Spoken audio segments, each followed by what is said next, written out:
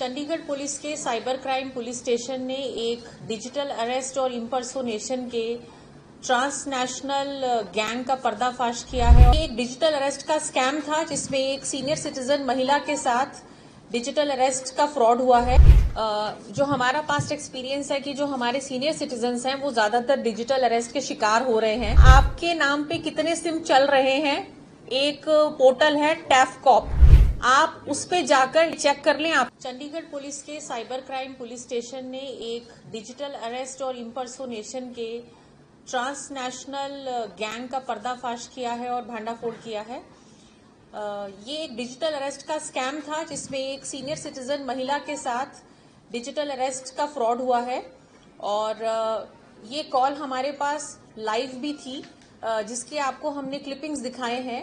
जब इन लेडी को रियलाइज हुआ आफ्टर सम टाइम, करीबन 1 करोड़ का इनका पैसा इन्होंने दे दिया था इस फ्रॉड में, और उसके बाद इनको रियलाइज हुआ, इन्होंने हमें कांटेक्ट किया और उस टाइम पे भी कॉल लाइव थी, इनको कॉल्स आ रहे थे और हमने अपना एक स्टाफ वहां बिठाया, कांस्टेबल, और हमने ये वीडियो वगैरह ली जिससे हमने कैप्चर करा जो कॉल कर रहा है उसका face, and we are recognising that कि कौन वो पर्सन है जो ये कॉल कर रहा है। इस इम्पर्सोनेशन स्कैम में जो और केसेस से अलग बात रही वो ये थी कि कॉल्स जो हैं वो कंबोडिया से आ रहे थे, VoIP कॉल्स थे, और जो नंबर रिफ्लेक्ट हो रहा था विक्टिम के मोबाइल में वो एक इंडियन मोबाइल नंबर है। तो जब उसको हमने इन्वेस्टिगेट करना शुरू करा तो कुछ परत इस तरह से खुली कि एक सिम बॉक्सेस नाम का डिवाइस है जिसके थ्रू इन लोगों ने कॉल्स को कन्वर्ट करा है। जो इंटरनेट से VoIP कॉल्स हैं वो इसके थ्रू रूट करने से वो इंडियन मोबाइल नंबर्स रिफ्लेक्ट करती हैं, और ये ऑटोमेटेड कॉल्स हैं। जैसे कॉल सेंटर का कॉल किसी को आता है और वो बात करता है, फिर वो बोलेंगे आप 9 प्रेस करें, फिर वो कॉल VoIP वाले कॉन्टैक्ट पर्सन के पास चली जाती है। वो विक्टिम से बात करते हैं और उसके बाद उसको कन्विंस करते हैं कि आप वीडियो कॉल पर आ जाएं और बात करें, और फिर ये प्रोसीजर शुरू होता है। तो ये जो सिम बॉक्सेस आप देख रहे हैं इसमें करीबन 32 सिम्स एक साथ लगाए जाते हैं और हर सिम की कैपेसिटी करीबन 1500 से ऊपर कॉल्स लेने की है एक दिन में। तो एक सिम बॉक्स करीबन 2 लाख कॉल्स को अटेंड करता है एक दिन में। तो ट्रैफिक जो है इसमें 2 लाख कॉल्स का है, यानी एक सिम बॉक्स से 2 लाख लोगों को कॉल्स हो रही है एक टाइम में, एक दिन में। और ये सिम बॉक्सेस जब हमें ये पता चला कि कौन से 2 नंबर से कॉल आ रहा है, हमने उसको इन्वेस्टिगेट करना शुरू करा। फिर हमने IME सर्च करा, टेक्निकल इन्वेस्टिगेशन करी, जिसके थ्रू हमें लिंक्स मिले। पहली बात, ये जो हमें सिम बॉक्सेस रिकवर हुए इसके लिए हम पहले लुधियाना हमारी टीम गई कि ये नंबर्स जो थे जिससे फोन कॉल हो रहा था वो एक्टिवेट कहाँ से हुए थे, कहाँ से इशू हुए थे, और ये लुधियाना से इशू हुए हैं। और हमारे पास फिर हमने लुधियाना में जो POS है, पॉइंट ऑफ सेल एजेंट्स हैं सिम कार्ड्स के, उनकी गिरफ्तारी हुई। उनके पास से हमें भारी मात्रा में सिम मिले और रिकॉर्ड्स मिले कि उन्होंने बल्क में सिम्स इशू करे हैं, और सिम्स इशू होने के बाद मेरठ में एक्टिवेटेड थे। यहां से सिम्स बल्क में ले जाए गए एक कैरियर के द्वारा, जिसको हमने अरेस्ट किया है। और मेरठ में कई सारे लोग ऐसे हैं जो इन सिम बॉक्सेस के साथ मल्टीपल सिम्स को यूज कर रहे हैं, जिसमें से 3 लोग हमने मेरठ से अरेस्ट किए हैं। अब बात आती है ये सिम बॉक्सेस ये कहां से आ रहे हैं। तो उसमें एक हमारे पास लीड मिली इन्वेस्टिगेशन में कि ये सिम बॉक्सेस जो हैं वो चाइना से आ रहे हैं, और चाइनीज कंपनी की ही इनकी मैन्युफैक्चरिंग है। क्विकटेल है और एक डिन स्टार है, इन 2 कंपनीज के हैं जो दोनों चाइनीज कंपनी हैं। और हमें इसके सबूत मिले हैं कि चाइना से कैसे सप्लाई हुए हैं और किस तरह से ये पूरा नेटवर्क शुरू किया गया है। हमारे पास एक एक्यूज्ड है शुभम नाम का, उससे हमें इंटरोगेशन में पता चला कि उसने फेसबुक पे वर्क फ्रॉम होम का एड देख के उसको ट्राई किया, उसको फिर टेलीग्राम के एक ग्रुप से ज्वाइन करवा दिया गया, और उसके बाद वो इस नेटवर्क में फंस गया कि कैसे सिम बॉक्सेस को चाइना से रिसीव करना है, कहीं एक जगह इंस्टॉल करना है, और ये सिम में कैसे वहां पर उसको इंस्टॉल करके और कैसे कॉल्स को रूट करना है। उसको बताया गया कि आपकी 2-3 बेसिक रिक्वायरमेंट्स हैं, जैसे आप very high speed internet connectivity ले लें, एक रूम हो आपके पास और अनइंटरप्टेड पावर सप्लाई हो, जिससे कि ये सिस्टम फ्लॉलेसली काम कर सके, इतने कॉल्स को ले सके। तो वो वर्क फ्रॉम होम के लालच में इस रैकेट में फंसा और करीबन इनको पर डे $50 में पेमेंट मिल रही थी। जिसको इनिशियली $US में पेमेंट आ रही है उसको भी हमने अरेस्ट करा है, परवेज उसका नाम है। और अभी 2-3 लोग और ऐसे हैं जो मेरठ के हैं। परवेज को और सोहेल को अरेस्ट करने के बाद वो एब्सकॉन्डिंग है, उनकी हम तलाश कर रहे हैं। उनका भी इसमें नेटवर्क है, they are also receiving money और वो काफी सिम बॉक्सेस की डीलिंग करते हैं। और सिम्स ये लोग फर्जी तरीके से इशू कर रहे थे। किसी का भी बायोमेट्रिक यूज कर रहे हैं। जैसे एक होता है POS, एक होता है एजेंट। जो एजेंट होता है वो सर्टिफाई करता है कि हमने इसका बायोमेट्रिक लिया, तो या तो वो बायोमेट्रिक्स ले नहीं रहे हैं या फिर फर्जी किसी का बायोमेट्रिक यूज कर रहे हैं, सिंथेटिक। तो कई बार होता है हम अपना बायोमेट्रिक्स इधर उधर दे देते हैं और वो सिंथेटिकली मिसयूज होने लगता है। तो इस तरह से ये लोग किसी और के नाम का सिम इशू करके, उसको पता भी नहीं है कि मेरे नाम का एक सिम इशू हुआ है और मेरे नाम पे गलत काम के लिए यूज किया जा रहा है, इस तरह से बल्क में ये सिम्स दे रहे थे। आप में से किसी का कोई सवाल हो तो आप पूछ सकते हैं।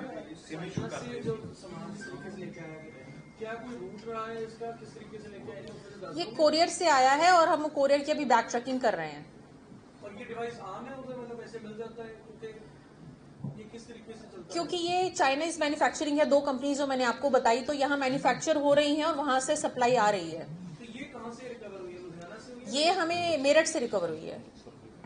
और अमृतसर में जो मैंने बताया शुभम है, शुभम लड़का जो बेसिकली सिम बॉक्सेस को रिसीव कर रहा था, वो अमृतसर से हमने पकड़ा है। कंबोडिया, वियतनाम, लाओस, जिसे हम गोल्डन ट्रायंगल बोलते हैं, वहां पर आप लोगों को शायद पता होगा काफी सारे इस तरह के कॉल सेंटर टाइप्स चल रहे हैं जिसमें इस तरह के कॉल्स आते हैं। तो जब ये लोग यहाँ से कॉल सेंटर वाला ऑटोमेटेड कॉल जाता है और जैसे मैंने बताया कि वो जो प्रोसीड करता रहता है, 9 दबाने तक पहुंच गया, वो कॉल फिर डायरेक्ट उस कॉल सेंटर में चला जाता है। फिर कॉल सेंटर से कोई बात करता है, कस्टमर केयर बन के या जो भी, और फिर वो उनको बोलता है कि आप फलाने नंबर पे वीडियो कॉल पे आ जाएं और फिर वो प्रोसीजर शुरू होता है।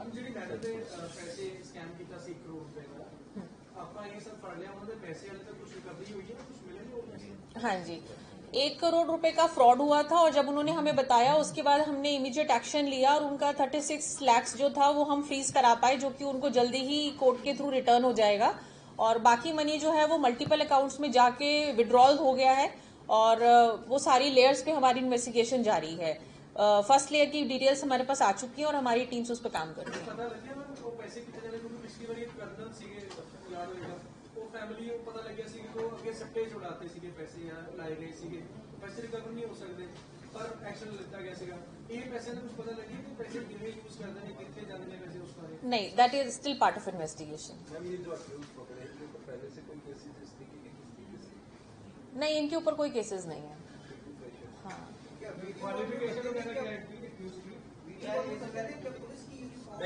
बिल्कुल। आपको जो हमने एक वीडियो दिखाया, एक में उन्होंने CBI ऑफिशियल बन के कॉल करा है, एक में पुलिस की यूनिफॉर्म पहन के कॉल किया है।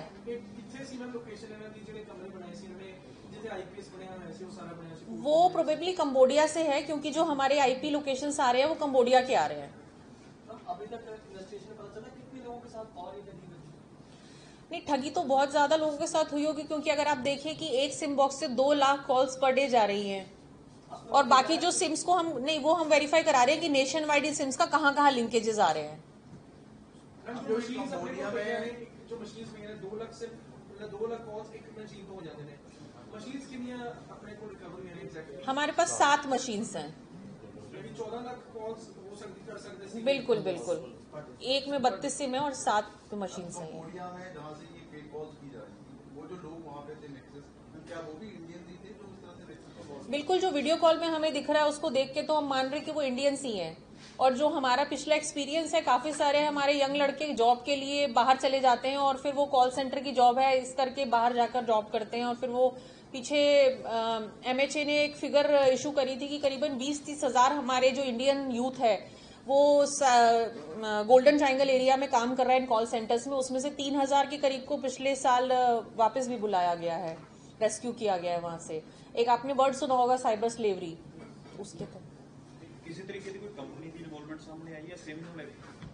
नहीं, अभी वो इन्वेस्टिगेशन का पार्ट है, क्योंकि उसमें काफी सारी टेक्निकलिटीज हैं, तो वो हम कर रहे हैं कि किस तरह से सिम्स इशू हुए, कौन से टीएसपीज ने दिए, वो सारा बैक ट्रेसिंग वगैरह भी काम चल रहा है। किसी तरीके का ये पता लग गया कि एक ही कंपनी के सिम नहीं है, अलग अलग अलग अलग कंपनीज के। सर आपके 2 लोग पकड़े हैं, वो कह रहे हैं आपको उनको पता नहीं था, वो ट्रैप थे। और जो बेसिक नेक्सस जो चल रहा था वो कंबोडिया से चल रहा था और ये लोग उनका एज अ बेट यूज हो रहे थे। बिल्कुल, कोई मास्टरमाइंड है जिसने ये टेलीग्राम पे ग्रुप बनाया, वर्क फ्रॉम होम के नाम से इन लोगों को कनेक्ट करा उस कॉल सेंटर के साथ, फिर उनको सिम बॉक्सेस सप्लाई किए, तो ये लड़के उस तरह से यूज हो रहे थे। Money was coming to them, they were receiving money $50 per day. No, not that money. Defrauded money was not coming to them. They were getting money for the work they were doing. So they are not the actual mastermind behind this. They are not the masterminds. Mastermind कौन है, उससे भी कार्रवाई कर रहे हैं। वो तो अभी चल ही रहा है, that is part of investigation. एक एक करके कड़ी खुल रही है। कितने लोग गिरफ्तार किए? 10 लोग। हमारी जहाँ से बढ़ते ये लोग सिम खरीदते थे, उसका कोई इन्होंने उसके साथ भी कोई साइन की, यहाँ पे कोई स्पेशल रेट्स पर इनको सिम मिलती है, ये लोग ज्यादा प्राइस दे के सिम्स खरीदते थे। अगर कोई 100 रुपए का था, कोई 400 में भी ले रहा है, कोई 600 में भी ले रहा है, कोई 1500 में भी ले रहा है।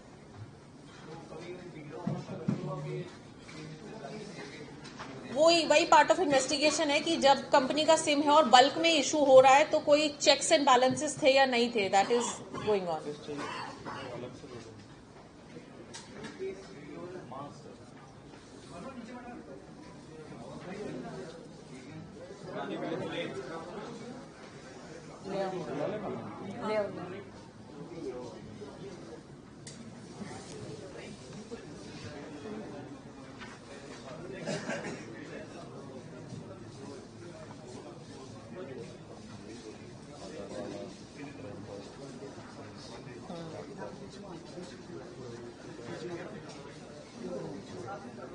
उसको बीच में करो।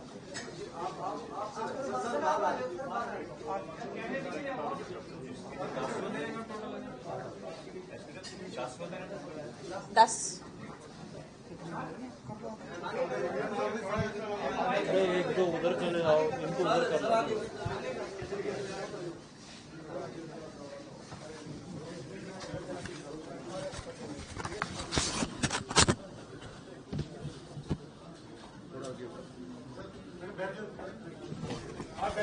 सारी एक्टिंग 25 से नीचे की एज के लग रहे हैं या उससे भी कम है? 33 साल 35 साल की भी एज है। शुभम BCA है, शुभम जो है BCA ग्रेजुएट है, BCA ग्रेजुएट है। कौन सी यूनिवर्सिटी? अमृतसर के पास कोई है।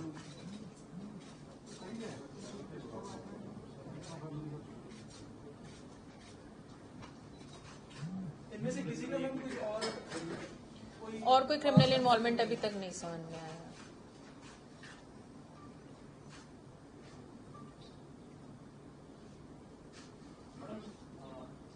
साइबर सेल जो है वो तरह तरह के प्रोग्राम्स चलाती है लोगों को अवेयरनेस करती है।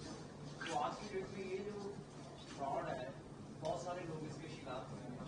तो कोई केयर फॉर यू का दावा करने वाली कंपनी से आप इसको लेकर आगे किसी कैंपेन की शुरुआत करेंगे ताकि लोगों को अवेयर किया जाए। बिल्कुल। जो हमारा पास्ट एक्सपीरियंस है कि जो हमारे सीनियर सिटीजन्स हैं वो ज्यादातर डिजिटल अरेस्ट के शिकार हो रहे हैं, तो हम हालांकि न्यूज़पेपर्स में ऐड देते हैं, सोशल मीडिया पे भी अमूमन डेली हम उसकी अवेयरनेस क्रिएट करते हैं, पर शायद सीनियर सिटीजन्स उतना टेक सेवी ना होने के कारण वो इससे दूर रह रहे हैं।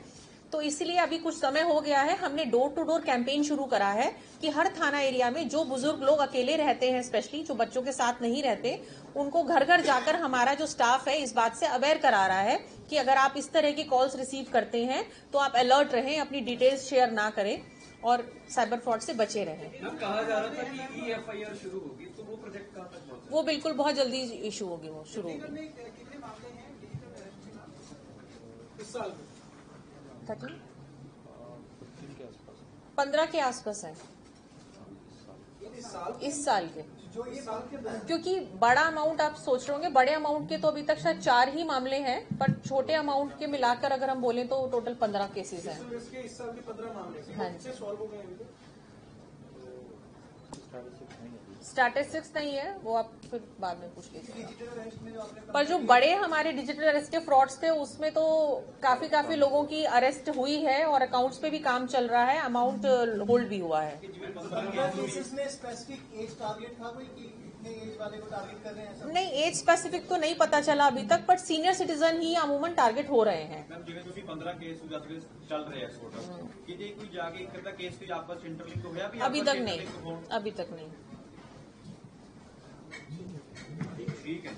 आप लोगों के थ्रू मैं लोगों में ये बात कहना चाहूंगी कि ये जो डिजिटल अरेस्ट का फ्रॉड है इसमें आप 3-4 बातों का ध्यान रखें। जैसे अमूमन लोग अपना बैंक अकाउंट रेंट आउट कर देते हैं, उससे बिल्कुल दूर रहें। अपना बैंक अकाउंट किसी को यूज ना करने दें, उसमें किस तरह का पैसा आ रहा है आपको नहीं मालूम, तो किसी तरह के लालच में ना पड़े।